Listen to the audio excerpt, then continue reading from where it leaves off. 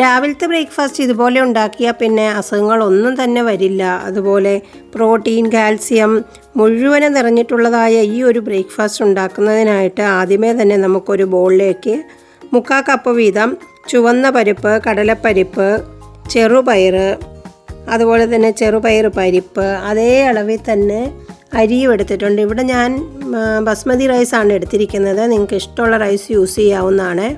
അതുപോലെ തന്നെ ഇതെല്ലാം അവരവരുടെ ആവശ്യത്തിനനുസരിച്ച് ഇടാവുന്നതാണ്. ഇടുമ്പോൾ എല്ലാം തന്നെ ഒരേ ക്വാണ്ടിറ്റിയിൽ വേണമെന്നേ ഉള്ളൂ. അതിനുശേഷം നന്നായിട്ടൊന്ന് കഴുകി ക്ലീൻ ചെയ്തതിന് ശേഷം കുറച്ച് വെള്ളം ഒഴിച്ച് ഒരു 4-5 മണിക്കൂർ സമയം സോക്ക് ചെയ്യാൻ വേണ്ടി വെച്ചിട്ടുണ്ട്. അങ്ങനെ 4-5 മണിക്കൂർ സമയം കഴിഞ്ഞപ്പോഴേക്കും ഇട്ട് വെച്ചിരുന്നതൊക്കെ ഡബിൾ സൈസ് ആയിട്ടുണ്ട്. നല്ല രീതിയിൽ കുതിർന്ന് കിട്ടിയിട്ടുണ്ട്. ഇനി നമുക്കിതൊന്ന് അരച്ചെടുക്കണം. ക്ലീൻ ചെയ്തതിന് ശേഷം വെള്ളമൊക്കെ ഒഴിച്ച് വെച്ചിരുന്നത് കൊണ്ട് അതേ വെള്ളത്തിൽ തന്നെയാണ് ഞാനിവിടെ അരച്ചെടുക്കുന്നതും. 2-3 പ്രാവശ്യമായിട്ടിട്ട് നല്ല രീതിയിൽ തന്നെ ഒന്ന് അരച്ചെടുത്ത് ഇതൊരു ബൗളിലോട്ട് ഒഴിച്ചു കൊടുത്തിട്ടുണ്ട്. ഇനി ഇതിലേക്ക് ഞാൻ കുറച്ച് വെജിറ്റബിൾസ് ഒക്കെ ആഡ് ഓൺ ചെയ്യുകയാണ്. നിങ്ങൾക്ക് ഇഷ്ടമുള്ള വെജിറ്റബിൾസ് ഇട്ട് കൊടുക്കാവുന്നതാണ്. ഞാനിവിടെ എടുത്തു വെച്ചിരിക്കുന്നത് ചെറിയൊരു സവാള, കുറച്ച് ക്യാരറ്റ് ഗ്രേറ്റ് ചെയ്തിട്ടുണ്ട്, അതുപോലെ ചെറുതായിട്ട് കട്ട് ചെയ്ത ബീൻസ്, മല്ലിയില, കറിവേപ്പില, ക്യാപ്സിക്കം ഒക്കെ വേണേൽ ചേർത്ത് കൊടുക്കാവുന്നതാണ് കേട്ടോ. ഞാനിവിടെ ഇത്രയാണ് ഇപ്പോൾ ചേർത്ത് കൊടുത്തിരിക്കുന്നത്.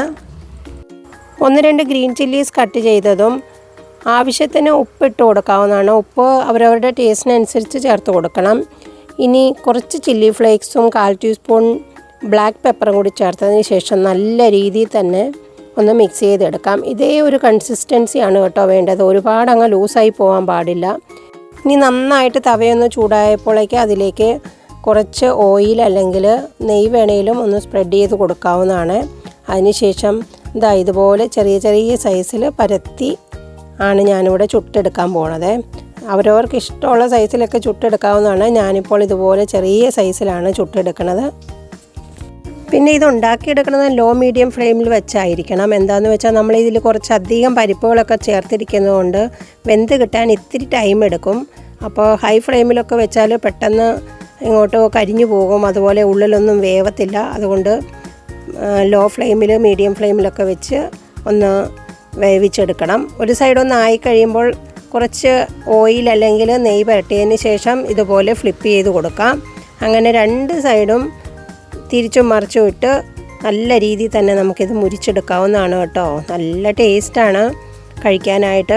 എളുപ്പം തന്നെ ഉണ്ടാക്കാനും പറ്റും. ഇതിന് പ്രത്യേകിച്ച് കറി ഒന്നും തന്നെ വേണ്ട, ചട്നി ഒന്നും ഇല്ലാതെ തന്നെ നമുക്കിത് കഴിക്കാവുന്നതാണ്.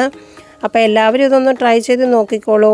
അതുപോലെ തന്നെ കുട്ടികൾക്കൊക്കെ ഇഷ്ടമാവുകയും ചെയ്യും. ഗ്രീൻ ചട്നി അല്ലെങ്കിൽ സോസിൻ്റെ കൂടെയൊക്കെ ആണെങ്കിലും ഇത് കഴിക്കാവുന്നതാണ്. ബ്രേക്ക്ഫാസ്റ്റ് ആയിട്ടും ഈവനിങ് സ്നാക്സ് ആയിട്ടും ഒക്കെ എല്ലാവരും ഒന്ന് ട്രൈ ചെയ്ത് നോക്കിക്കോളൂ. വീഡിയോ ഇഷ്ടപ്പെട്ടെങ്കിൽ ലൈക്ക് ചെയ്യാനും കമൻറ്റ് ചെയ്യാനും അതുപോലെ എൻ്റെ ചാനൽ സബ്സ്ക്രൈബ് ചെയ്ത് സപ്പോർട്ട് ചെയ്യാനും മറക്കരുത് കേട്ടോ. അപ്പോൾ എല്ലാവർക്കും ഇഷ്ടപ്പെടുന്ന അടുത്തൊരു വീഡിയോ ആയിട്ട് കാണാം. അതുവരെ എല്ലാവർക്കും ബൈ. താങ്ക്സ്.